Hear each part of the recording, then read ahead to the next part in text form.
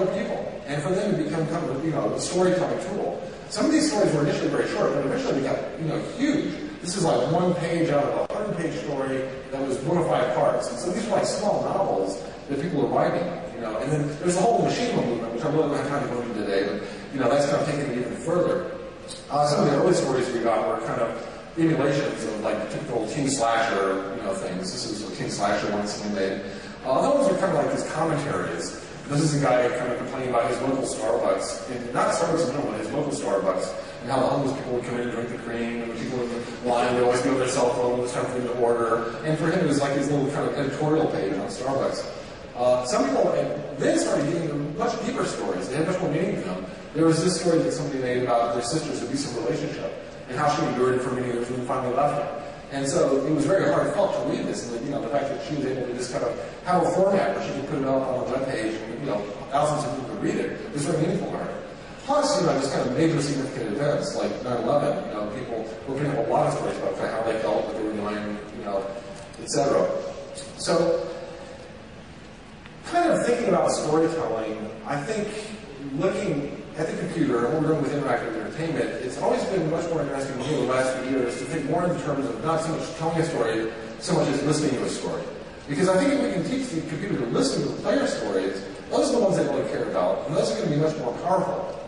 So, kind of one possible approach to this is that we can have the computer start coming to some understanding, first of all, the theme of what the player is trying to do. I mean, there are very simple things we can do in a game and get some sense of, are they doing romance, comedy, horror, has some mapping, where the computer is slowly learning the story that's in the player's head. Almost, in a system like natural language parsing, you're actually taking a real sentence and you're decomposing it into meaningful, the formal grammar of English.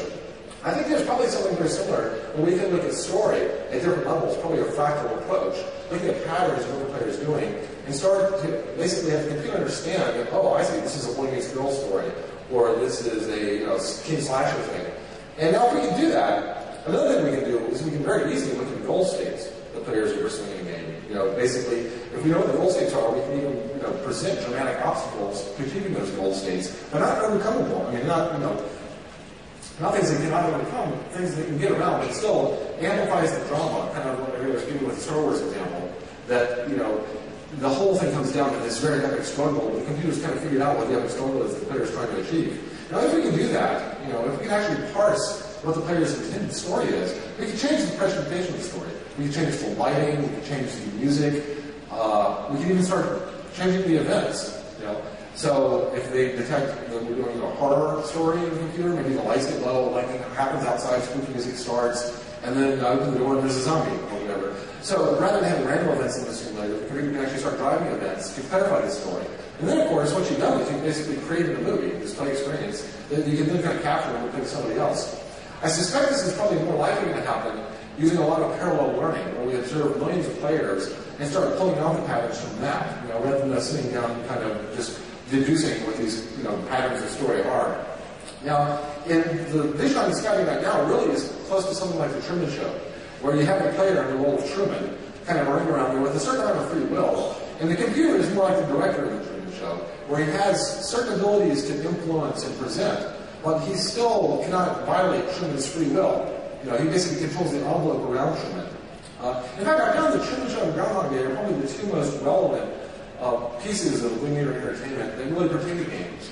The Truman Show really because of the fact that it's dealing with somebody who basically is in a game.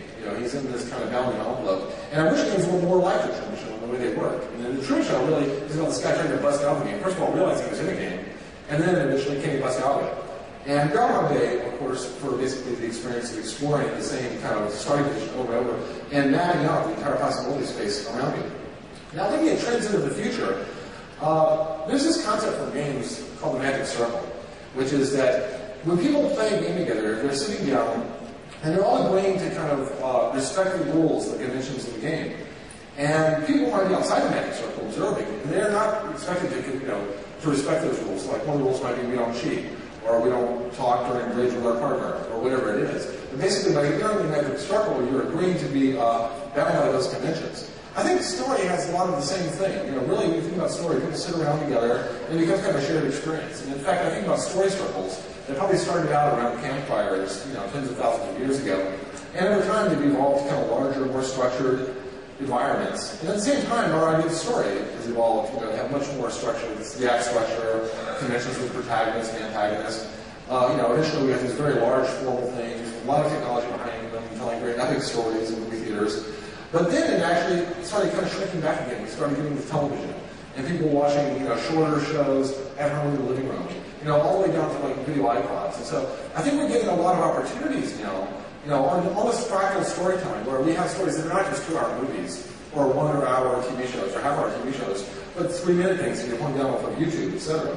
So in some sense, the story circles have been diversifying, not just in time, in the length of the format, but also in space. I don't have to go to a movie theater or living room and watch a story now. I can be sitting on the bus watching my video iPod.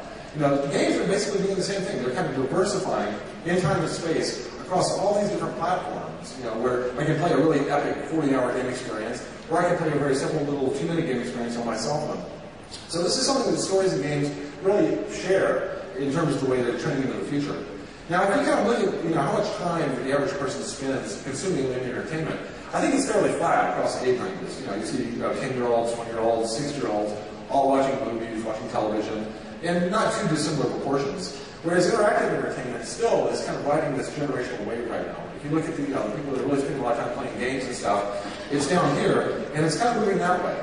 And so we're in this kind of cultural overtake process where there's an uncomfortable mixture of people that have spent a lot more time with linear entertainment than interactive, but yet this whole generation coming up where interactive entertainment is at least compelling to them. In some sense, what that's doing is driving the diversity of interactive entertainment. So one of the things is that rather than games just being about story or sports, which is kind of what they've been, they're actually evolving more toward the hobbies and things like that. So games are being thought of not so much as a game, sit down, hear the rules, but also as things that can be a tool of self-expression, much like a hobby.